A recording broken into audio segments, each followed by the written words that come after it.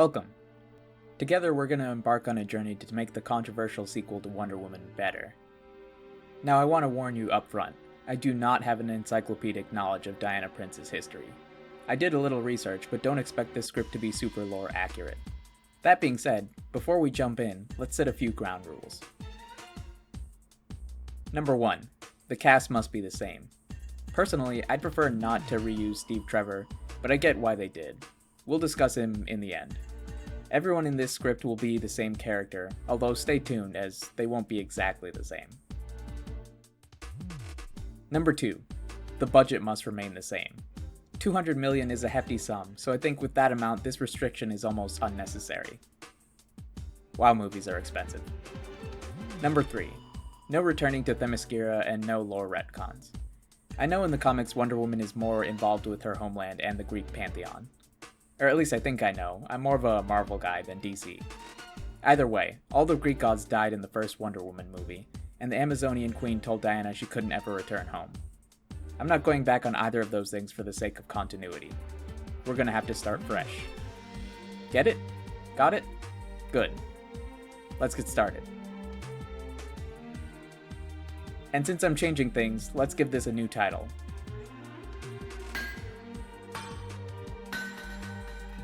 Goodbye Wonder Woman 1984. Hello Wonder Woman Rebirth. We open in Egypt. At an excavation site in the desert, laborers uncover the remnants of a temple. Our camera zooms in, introducing our main characters. Diana Prince, Wonder Woman, is reviewing the day's findings with her friend and colleague, Barbara Minerva. We get some exposure to both characters' personalities. Minerva is clumsy and awkward, catching flack from other excavators for her gawkiness and being generally disrespected, whereas Diana is fairly withdrawn from everyone around her, though she shows some warmth to Minerva and references past projects they've worked on. We establish via dialogue that this movie is after Justice League, unlike the original, which is set in, you guessed it, 1984. We also establish that this lost temple was recently unearthed due to Minerva's research, although credit has gone to the funder of the expedition, Maxwell Lord. Minerva seems very pro-Lord, showing admiration for their fearless leader, whereas Diana shows disdain for their benefactor. We get a brief montage of the crew uncovering the ruins, and are shown how Diana keeps mostly to herself, earning attention anyway, whereas Minerva struggles to make friends. The montage ends on a night by a campfire. Here Maxwell Lord joins Minerva and Diana, after having just arrived on site earlier in the day. He says how excited he is to finally uncover the hidden ruins. Minerva talks about how her mother dreamed of going on adventures like this, mentioning how exciting it is to be on an adventure with Diana. And here we learn that this version of Barbara Minerva is the granddaughter of Etta Candy. If you don't remember her, Etta was Steve Trevor's assistant in the first movie. Minerva says that adventuring runs in her family, admitting that she wants to fulfill the same role her grandmother and mother did, even though it cost her the latter. Diana in turn talks about losing Steve, mentioning how the world can often be unfair in taking from those who don't deserve to lose. Maxwell Lord agrees, telling a story of how he lost his parents and sister in a sailing accident. He wishes his lost family could see the strange new world they've stepped into, full of heroes and villains in the great unknown. We live in a world of gods now, they say. He comments. Then he looks directly at Diana. Although, I guess we always did. In the morning, the expedition breaches the ruined temple. Lord takes Minerva and Diana inside, wanting them to be the first to see what lies within. Eventually, the party reaches a long chamber lined by warrior statues bearing various weapons. Minerva mentions that the room was a testing chamber for those who sought a boon from the gods. When Maxwell asks about the test, the statues awaken, attacking. Diana leaps into action, smashing one guardian, throwing another. When a statue strikes her face with a hammer, she recoils, staggered. Then she looks back with a bloody mouth and grins. From under her cloak she unveils sword and shield, getting to work. In this I want to highlight Wonder Woman as a true warrior, unlike say Superman or Batman. She enjoys the fight, drawing strength from enemies that can actually challenge her. Diana fights, tanking wounds, roaring and thrashing in battle, until eventually, everything falls silent, and her enemies are all reduced to rubble. Maxwell seems unsurprised that Diana is Wonder Woman, though he is impressed at her skill. Minerva admits then that the secret slipped out and was one of the only reasons either of them were allowed on the dig. She gets chastised by Diana, but they don't have time to dally. Maxwell has entered a chamber that opened after the battle, bringing all three of them into an altar room. Within, on said altar, is what's called a Waz scepter, glowing in green. Maxwell makes a beeline for it, ignoring Diana's warnings. As he approaches, she leaps onto the altar, meaning to stop and protect him. They then grab the scepter simultaneously, causing an immediate flash of blinding light. When Diana awakens, the temple is crumbling. Maxwell is helping up a disoriented Minerva, using one hand since the other holds the scepter. Diana gets up, refocusing. Then she spots him. Steve Trevor in the flesh, as fresh as the day he died. When Diana sees him, she's stunned. Maxwell shouts, "We have to get out of here." Steve finishes, sounding dazed. The group does so, just managing to escape the temple before it collapses. They return to Cairo, capital of Egypt, and we experience a brief interlude as the cast deal with what just happened. Steve mentions that one second he was going up in a plane and the next he was here. Minerva feels strange, but can't place how. Maxwell withdraws from the party, returning to his villa. Diana is elated to have Steve back. She goes out with him, begrudgingly allowing Minerva to tag along when the archaeologist insists. The three explore Cairo, showing Steve modern technology. And we get a sequence similar to the OG movie, where the fish out of water role is reversed between Steve and Diana. In this version, though, Steve is more surprised and disappointed that Diana hasn't ever fully moved on. He also experiences occasional flashes of irritation, though he brushes them off. During this sequence, we see Minerva's jealousy grow as a clear third wheel. She's in the back when they walk on a sidewalk, eating an extremely rare steak and sulking while they're at dinner. Then when they're talking at sunset, she gets so frustrated that she crushes her phone in her hand. Cut to Maxwell. He's proud of what he calls his accomplishment, talking to a photo of his sister about how he is one step closer to his goal. His bragging is cut short though when pissed off investors and their goons invade his office, meaning to shake him down for money. But Lord, unfazed by the numbers arrayed against him, simply smiles. Then he picks up the scepter, his eyes glowing bright green.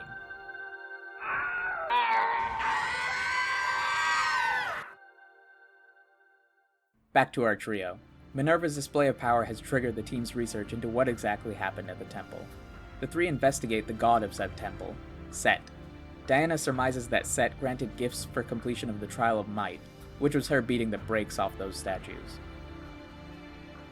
Her gift was Steve, Minerva's was Strength. The three wonder what Max received, so they decide to visit him. When Diana makes a wrong turn, Steve corrects her, though when she asks how he knows where to go, he's unable to explain. They arrive at Maxwell's villa, talking past guards to reach his office.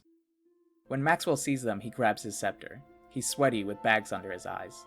Diana requests the scepter, but Lord refuses. When she says she knows better and warns about mortals meddling with gods, Max calls his guards. Diana snorts. "Do you really think they'll stop me?" Maxwell sneers. So proud, Amazonian. But I'd expect no less. Minerva tries to appeal to Max, but he is adamant, stating that Diana isn't as trustworthy as she appears. He offers to make Minerva strong, even stronger than she is now, and warns that after Diana takes his gift away, he'll take hers too. In response, Diana lunges for the scepter.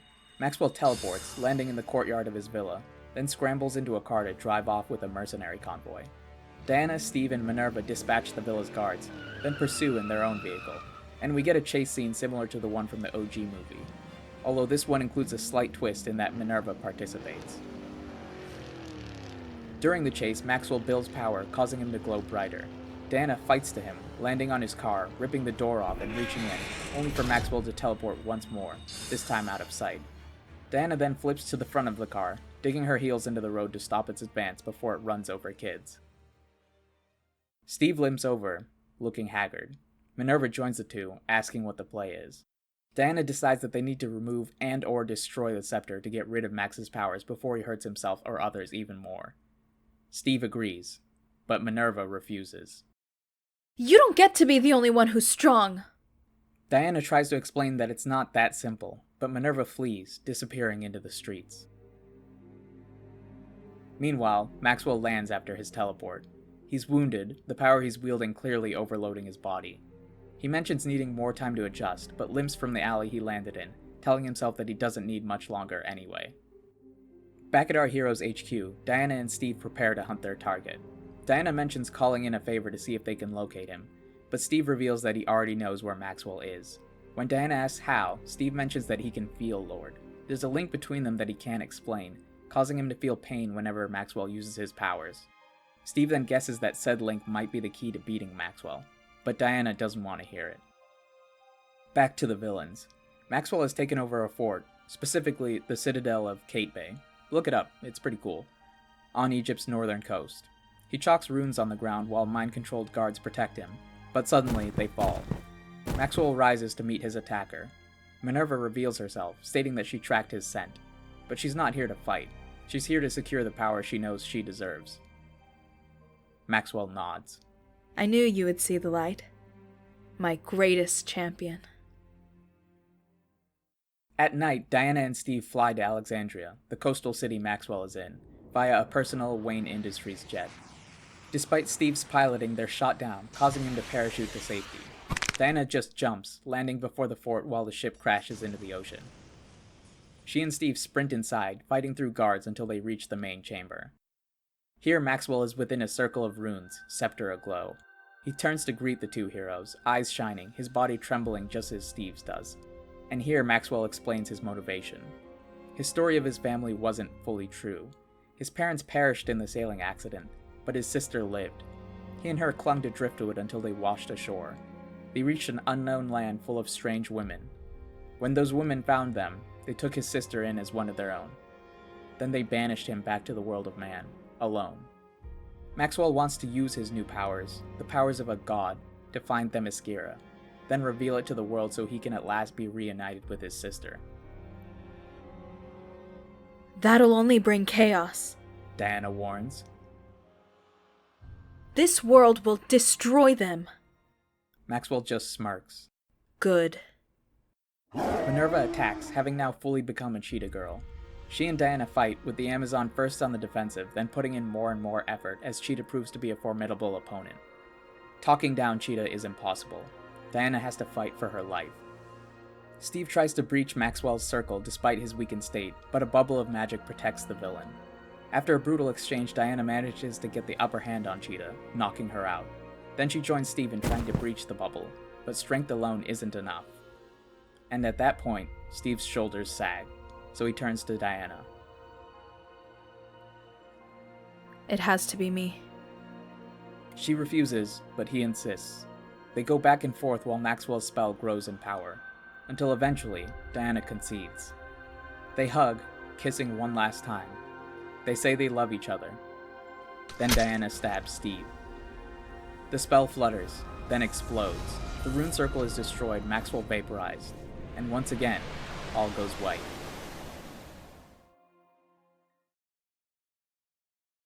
We come back in during dawn. Minerva awakes in a bed. She throws off the covers, then steps onto the balcony where Wonder Woman stands. Diana is clearly wounded and tired, but speaks anyway. I've lived a long time, but I still have so much to learn. She turns to Minerva, looking sad. Maybe we can learn together. In response, Cheetah leaps off the balcony, running. Diana watches her go, disappointed but resigned, then looks skyward, not giving chase due to her wounds. And the camera pans up, up, up to the clouds, before fading to black.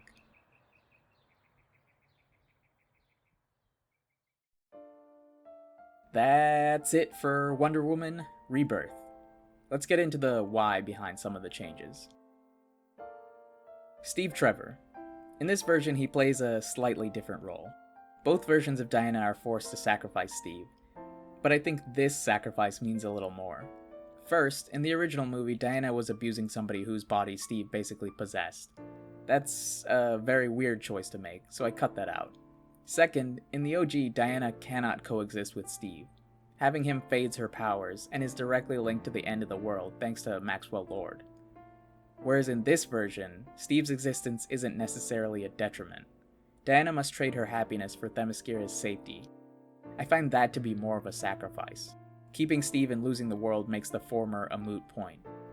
Whereas keeping Steve and exposing Themyscira is more of a viable moral quandary. Cheetah. Minerva in this version stays Cheetah despite a chance at redemption. This is a very intentional choice. Cheetah is arguably Wonder Woman's nemesis, so I think one and doneing her is a waste. I personally think she's interesting enough to warrant her own movie, but my hands were tied with having to include Maxwell Lord. Anyway, in this version she can come back, be recast, whatever. Also, she isn't necessarily a villain, but she's not a hero either. Her actions are selfish, but not necessarily destructive until the end, where she supports Max in his mad quest. So we leave the door open for redemption. The ending. I wanted the end to be a little darker to be in line with the DCEU's tone, while also showing the price of heroism. Wonder Woman ends this having lost her friend and lover, which makes you want to see her rise up in her sequel, or next Justice League installment that isn't ever happening. At the very least, having a diversity of endings for superhero movies can help them not feel stale and samey, so hopefully this one resonates in that aspect. That being said, that's all I've got for this one. I hope you enjoyed it as much as I did. Like and subscribe for future rewrites, cause I'm planning on doing way more, superhero or otherwise. Speaking of, for my next project, we're gonna go on an S-rank mission with the 7th Hokage's son. Until then, though, cheers.